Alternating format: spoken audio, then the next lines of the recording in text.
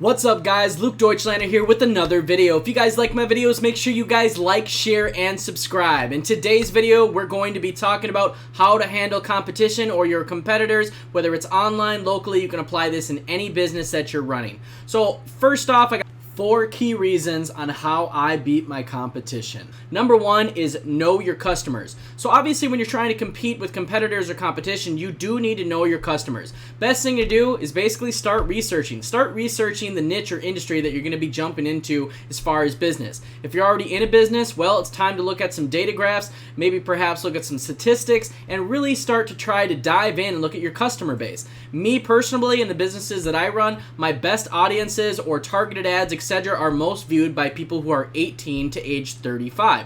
After that, it goes from age 35 to 45, and then 55 to 65, etc., etc., and those ages start to decline as far as view rates, advertising rates, audiences, etc., etc. So the best thing to do if you really want to get your business down in 2019 is to know your customers. You got to do research. Obviously, having sales skills, reading books such as, books that are going to teach you how to basically have a good personality, how to be sociable, how to interact in awkward social situations, that is going to be a big deal too. Also, getting to know your repeat customers in business is also a really big advantage that you can have over your competitors. Let's say, example, one day you can't get to a certain customer, and let's say the customer gets kind of desperate and he wanders off to your competitor. Let's use phone flipping for an example. If your customer goes to your competitor, and let's say this typical customer usually likes for you to drive to him or kind of basically cater to him because of the fact that he's a regular customer, your competitor may not know this, and because of the fact that you got to know this customer, you took the time to kind of figure out how they operate, that customer is probably going to wait for you to come back to you. So basically getting to know your customers, your customer base, and kind of the statistics around your business is really important.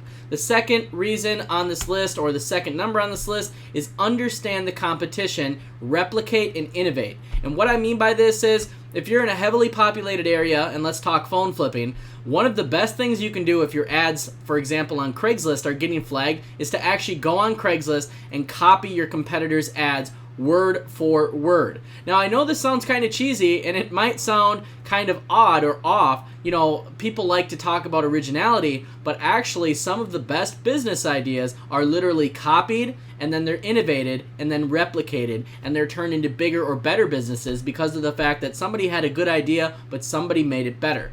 Now, you guys are probably wondering, how well does this work? I'm going to use an example. I have a student in my course, my eBay Paid Phone Flipping Academy course, and he lives in California. It's very populated, lots of competition, and he could not get any ads to stick on Craigslist.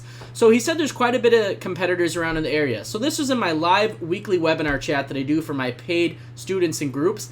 And basically what I did is I used this strategy, the replicate and innovate strategy, and what we did is we went into Craigslist in California. I copied word for word another competitor's ad that said it was posted around 2 days ago, so it's stuck, it's not flagged. Then what we did is we actually took the exact picture from the competitor's ad, we cropped out their phone number, and we put my guy's phone number in, and we posted it. He got back to me after the group chat about 24 hours, said that the lead actually made him about, the ad actually made him about $700 profit, and that it was a really good ad and that actually stuck.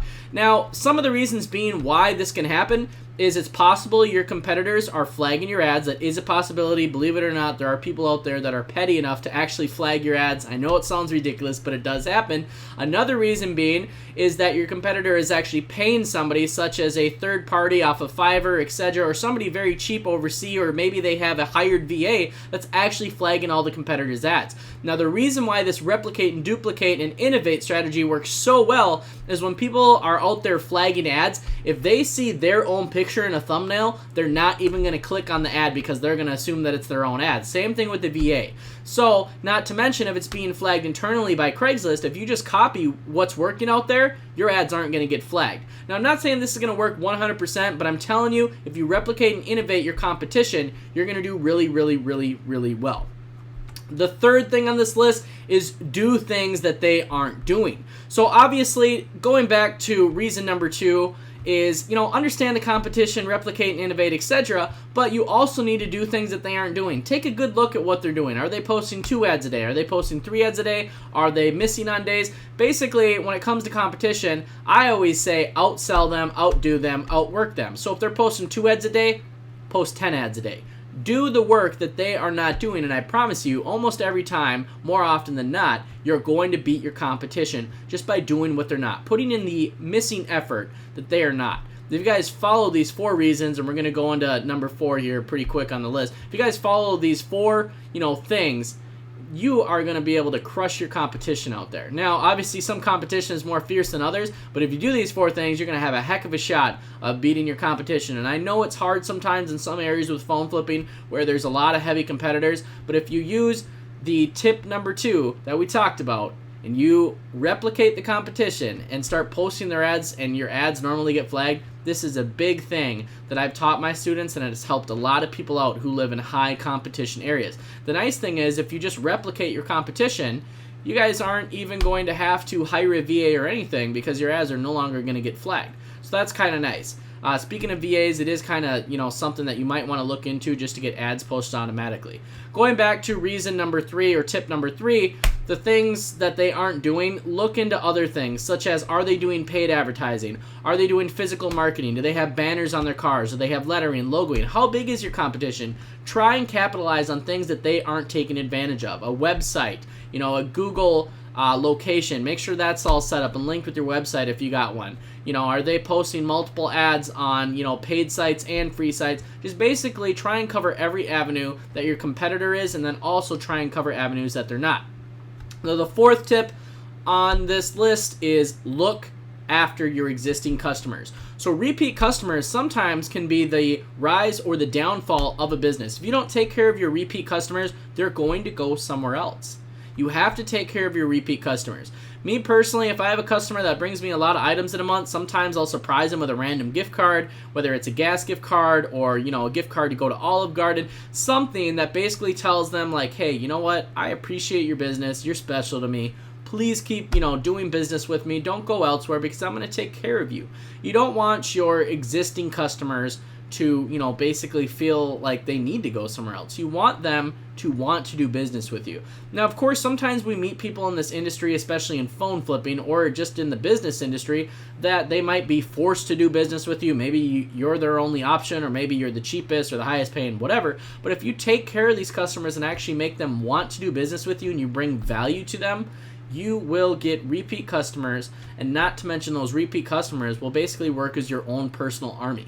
They're going to go out there and they're going to do all the work for you, which is awesome. They're going to be telling everybody, hey, there's this guy. He pays cash for smartphones. He pays really good prices. He even met up with me in person, and, I didn't have to drive to him or anything. Made me fill out a bill of sale. It was the simplest thing I've ever done. It was so easy. He assured me that all my data would be wiped before he would sell it, and it just was really a reassuring experience, and I just wanted to tell you about it because he just made everything so simple and so easy for me.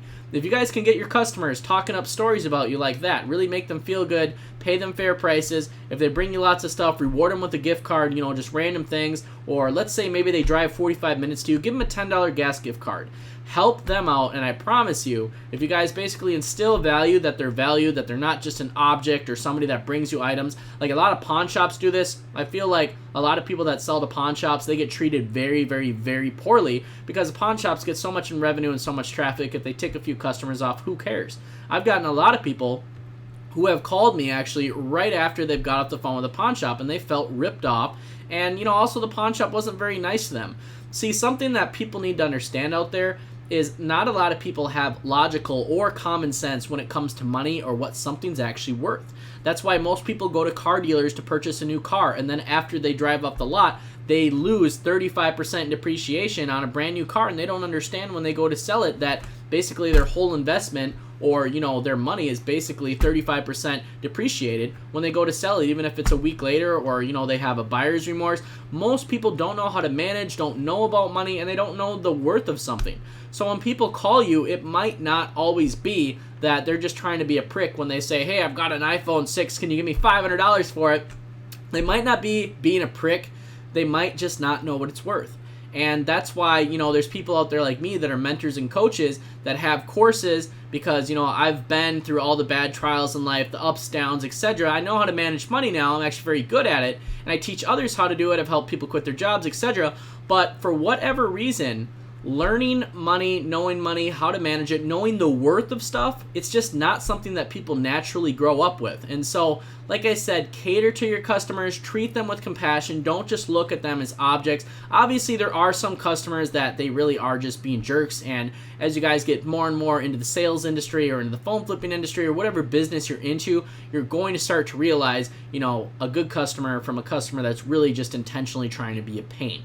So, that being said, I hope with these 4 tips, if you guys kind of go over the video here and just look over everything, I think this will really help you guys when it comes to competition, especially in phone flipping. So just to kind of quickly go over the 4 tips again, we got 1, know your customers. 2, understand the competition and you kind of want to replicate and innovate them.